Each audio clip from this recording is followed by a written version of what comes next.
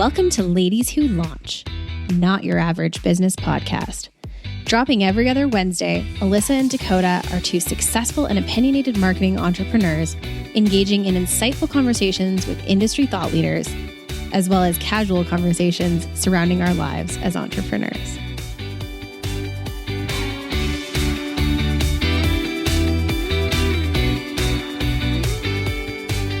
Welcome back to another episode of Ladies Who Launch. Dakota and I join you from our respective homes today because we are tired and exhausted, if that's two things. And I'm not wearing pants. So welcome to Ladies Who Launch today. Good to hear your voice, Alyssa.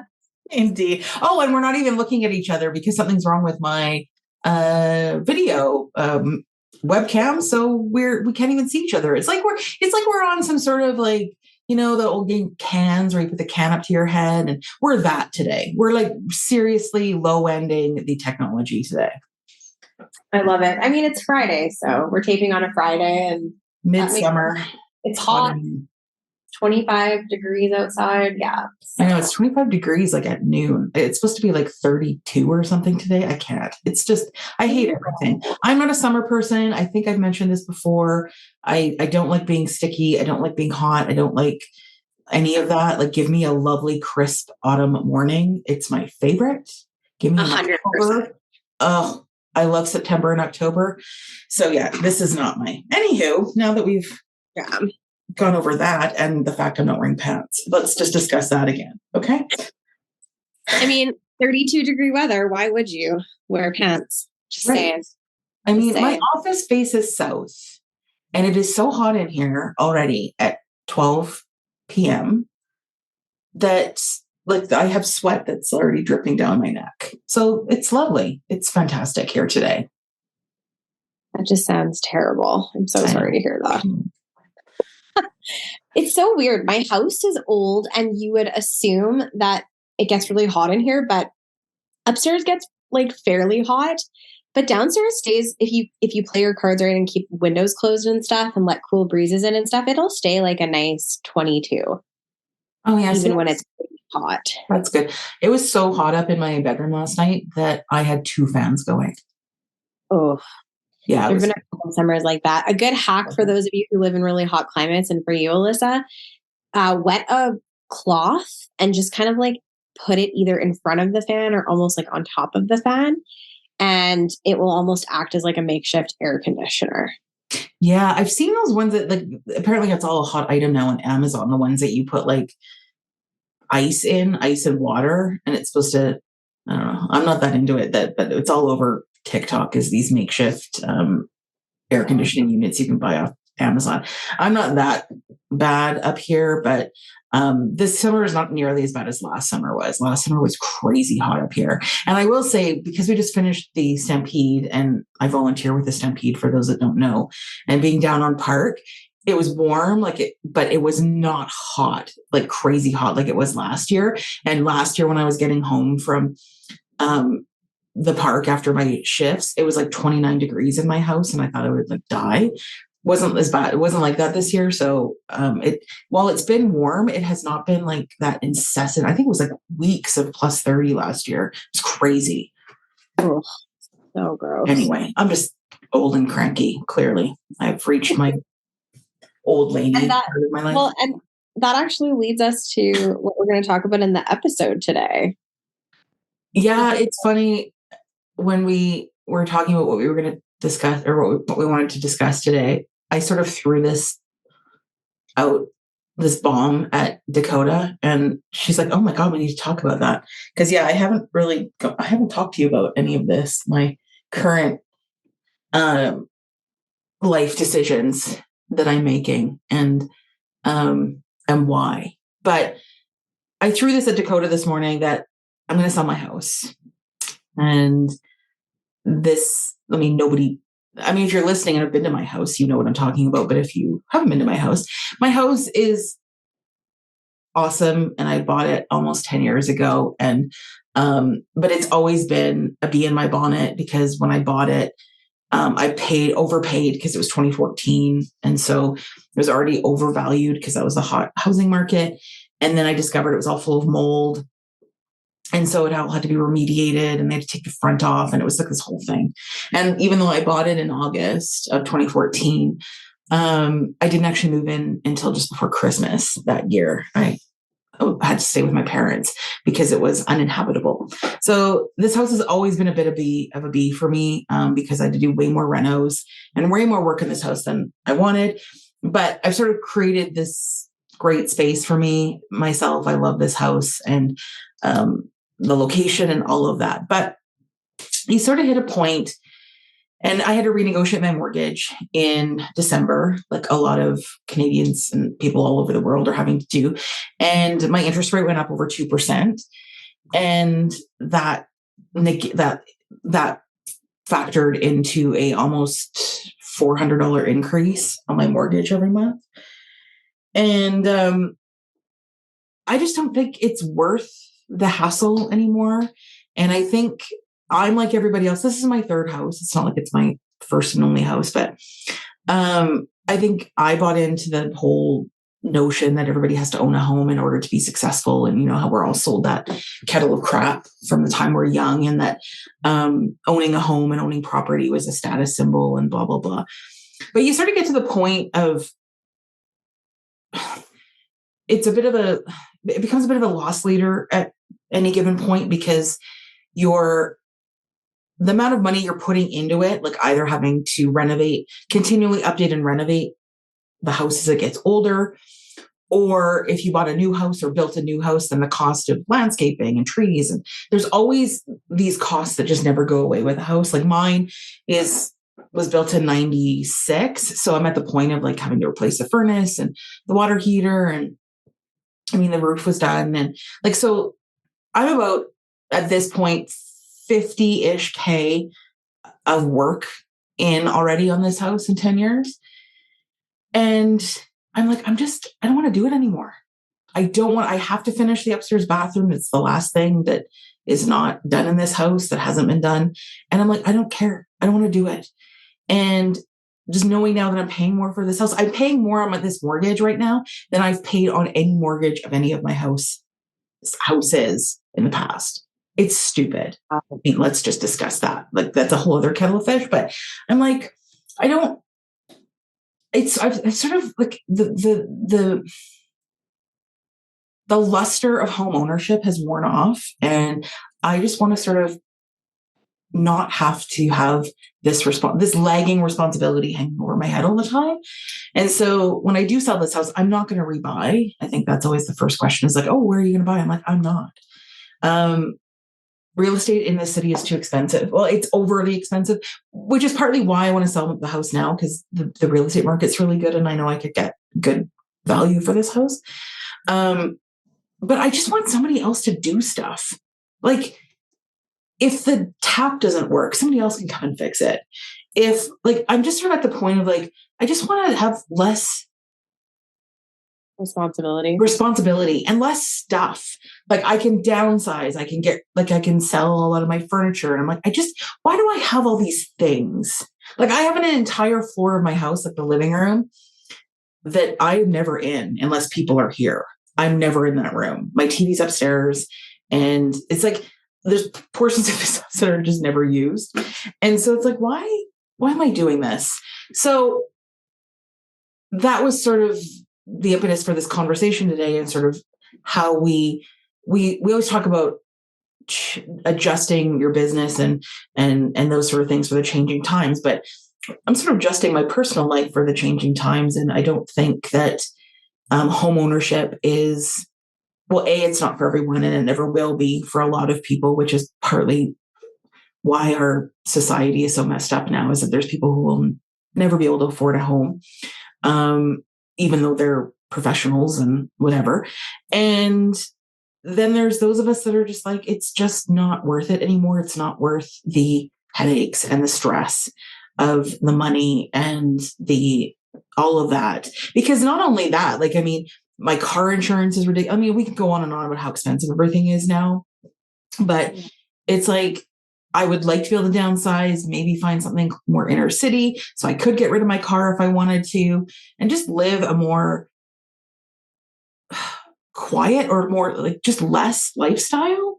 I just think me, like everybody else, has just bought into this whole idea that you needed to have things and own things and in order to show your success and all this nonsense. And you just sort of hit a point and you get to your 40s and you're like, oh, screw all of this shit. I just could care less. I don't owe anyone anything anymore.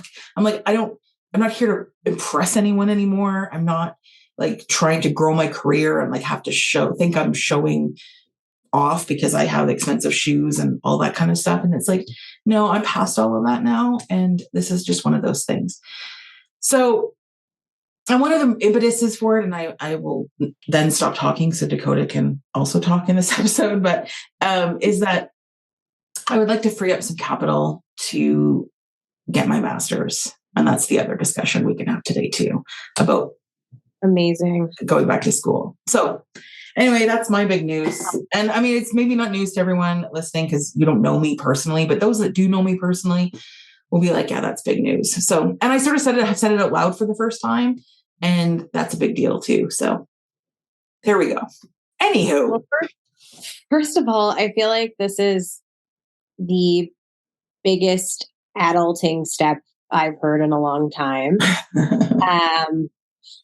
And in a way, I perceive it as forward motion and success more than I would perceive getting a bigger house and a shinier car as success.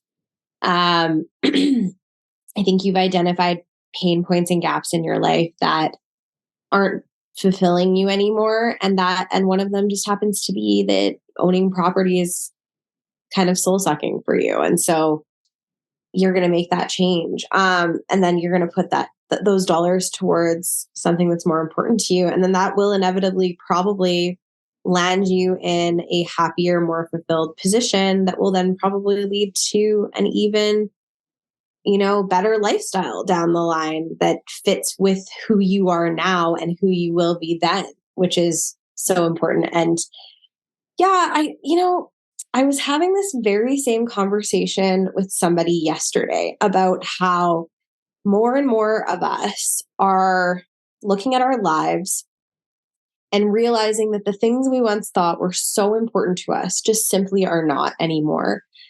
And, at the beginning of this week, I had the opportunity to go on a sunrise hike. So a couple of girlfriends and I got up at 1:00 in the morning.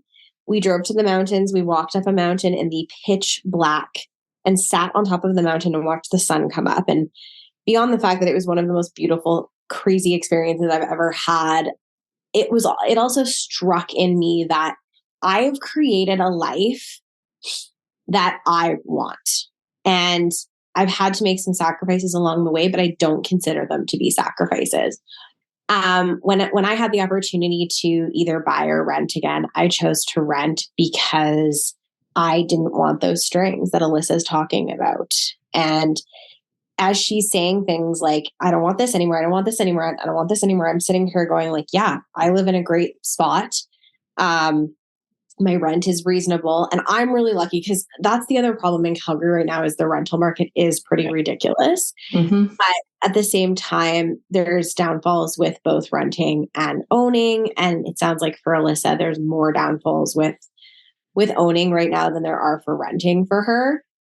But yeah, like I couldn't imagine dealing with rising mortgage rates right now. Like it would be so unbelievably stressful. And I also couldn't imagine being married and having children in the current state of the world right now, just in the sense that everything is so expensive. And I'm sure it would be fine, would make it work.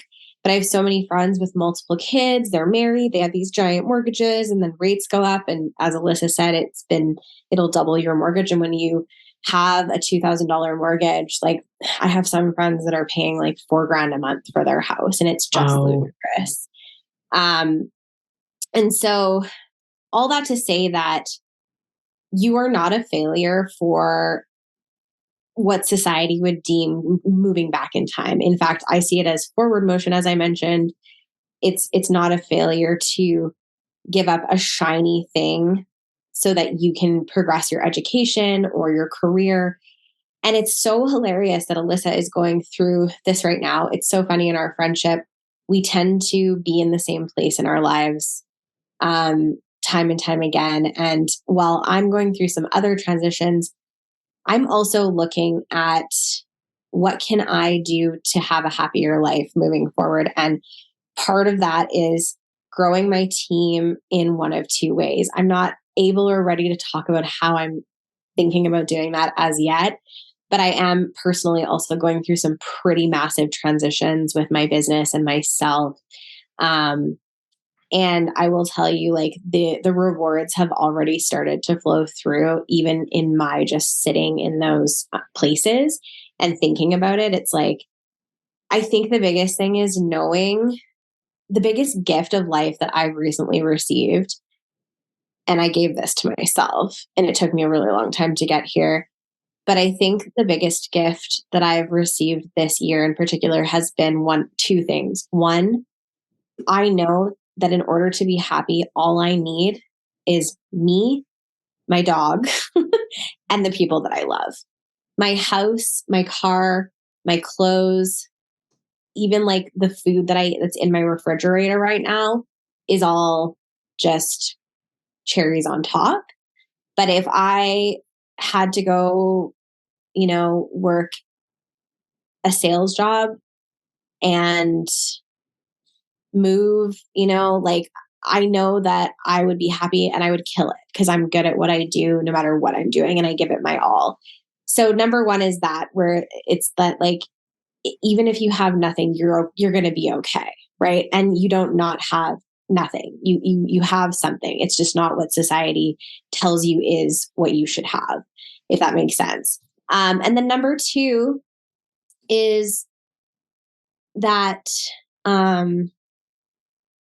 you can do anything you want and you can have anything you want, truly, if you set up your life in a way that gets you there. So if you want something in particular, all it really takes, and it's not easy, but all it takes is hard work and courage. That's all it takes. And so I know, I started a company. Alyssa started a company. We've lived and survived off our companies for the last 7 and 8 years, respectively. Or Alyssa has 8 years for you. And so now, if we chose to go do something else, of course we could do it. Well, is there potential for us to fail? Sure. But failure to me always means learning and getting stronger. So like the more you do, the more you learn, and the better, more equipped you become to take on anything. And then you become kind of indestructible in a way. Yeah, agreed. And I think it is funny that we all are having these conversations. And I had a lunch with an old friend of mine who is at the, sort of towards the end of her career, but yet knows she can't retire because her son just graduated university, and her husband's now retired, so there's less income coming in. And it's funny how you think that you're going to be, like, even in your 50s or early 60s, is like what you thought that would be happening then is not even happening for them, let alone to those people in their 20s, 30s, 40s, or where we thought we would be. And I think it's just a good lesson for everyone that it doesn't matter where we thought we were going to be at any given age. Our own thoughts about things change, and society changes around us that affects our own decisions. And I just think it's a mindset where we're all in right now. And you talk about the people with kids. I couldn't imagine having kids right now. And I know the friend that I was discussing with this about said that she goes, I bet you there's going to be a lot of conversations happening around kitchen tables in late August, early September as to what sports may have to come off the table for kids. Like maybe they can't play hockey. Maybe they have to do something cheaper like soccer or whatever. Like those conversations, are happening, because if you have 3 kids, and I don't know how 3 kids are playing hockey. I mean, good bless you, because holy heck. But I think with us, like the decisions we make as single people are like monumental to us. But I mean, when you think about adding people into the mix and the expense of that, I don't know. But I think it's just a discussion that, I mean, it's partly, I think COVID has affected this. The other thing I think is just global issues of inflation and all of the things that are sort of been happening, that everyone is just sort of taking a step back and being like, what do I really want? And is all this really necessary? Now, you do bring up a good point in the fact of like, yeah, if I sell this house, I could probably sell this house within 24 hours based on the market here in Calgary, but I don't have anywhere to go. So if anyone knows any good rentals, my best friend wants me to move into the carriage house that's being built behind her house, like one of those above garage units. But if you have any rental places that you know of, let me know. Or if you know good realtor, well, I don't even know if I want to use a realtor to sell my house. That's another discussion for another day. I'm like, I don't know if I want to be spending 20 grand on a realtor, but anyway. But yeah, that's the other issue too, is it's like, yeah, great, you can sell your house in a minute, but where do you go? Yeah. Well, the other thing before you even go there too, like, I think this is all such a great idea, but I would definitely take a look at the rental market because it is pretty insane right now. Yeah. And the other issue that people are running into is landlords' fees are going up so much that their rent is like tripling or doubling. Sorry. Yeah. So that is the other thing to consider. And honestly, if there is an opportunity to live on your pal's property, like that might be a good thing to look into. Yeah. Oh, it's not her property. It's the property across the back alley from them. But yeah, she's like, yeah. Anyway, I saw it on the weekend. I love this. And I kind of just want to leave everybody with a quick other story that it's so funny. Alyssa is bringing all of this up, but I had a conversation about a month ago.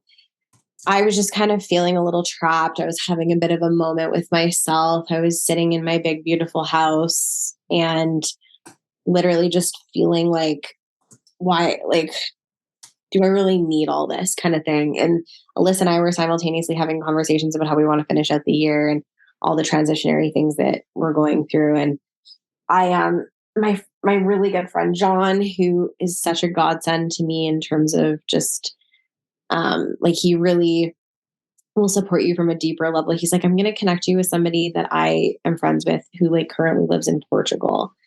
And I think that day I literally wanted to run away to Portugal, and just go like live there with like nothing but my backpack and Bailey. But anyway, I got on the phone with this girl and her story made me bawl in the best way. I don't know that I have the balls to do what she did. And I don't know if I'd want to, just because it's just not who I am. But this woman, she went through a breakup just before COVID and simultaneously lost her home because it was their joint home. And she was literally standing in her living room with like a coffee table and some clothes. And that was all she kind of like had after all was said and done, because it was a really nasty breakup. And she kind of, I think, just didn't give a shit and gave him everything. But she was literally standing there. She'd lost her job because she's a fitness instructor and COVID, wasn't allowing for that to happen. And she literally was just like, screw this. I'm done. I'm leaving. She booked a one-way ticket to Portugal.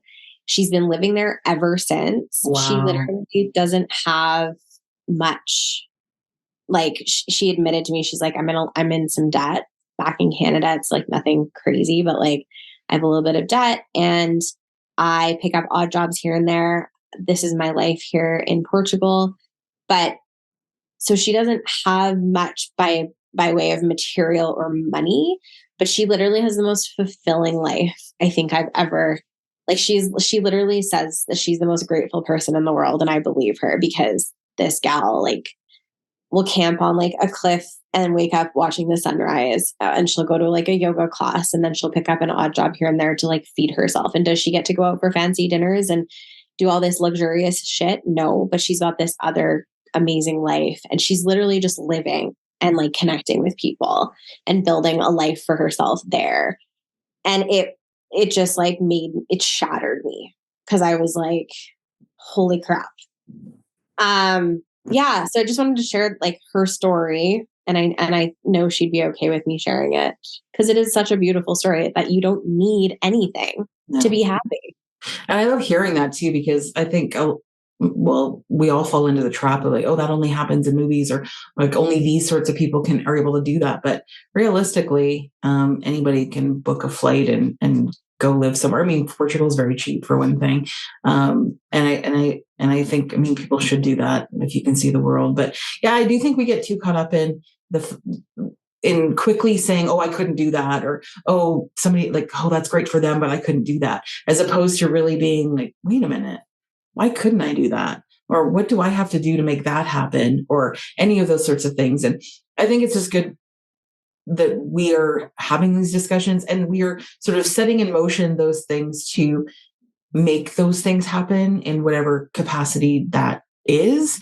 And I think there's going to be more to come in these conversations between us and everybody else as we head to the end of the year. But I will leave you, as we wrap this up, I will leave you with two things. I mean, I think that one is the idea that, you know, you don't have to settle, and you don't have to also feel jealous of what other people may or may not have, because they're struggling too. There's no doubt. And number two, start having these conversations with the people around you, because I think everyone's feeling isolated or like, oh, I don't want to talk about that, it's embarrassing, or this, that, and the other. And it's like, no, everyone's going through all these things, and no matter what capacity. So honestly, start talking. It makes everybody feel better. And you never know where those conversations will lead into something more positive. So if you want to share your thoughts on things that are going on with you, if you're thinking of selling your house or quitting your job or whatever, moving to Portugal, send us a note at, you can email us at ladieswholaunchpod@gmail.com, or send us a DM at ladieswholaunchpod, and we will keep the conversations going in the next episode. Have a good day. Thank you for listening to Ladies Who Launch. Join Dakota and Alyssa every second Wednesday for more conversations and interesting guests. Be sure to give us a 5-star rating and connect with us on Facebook and Instagram. If you send us a question, we may answer it on a future episode.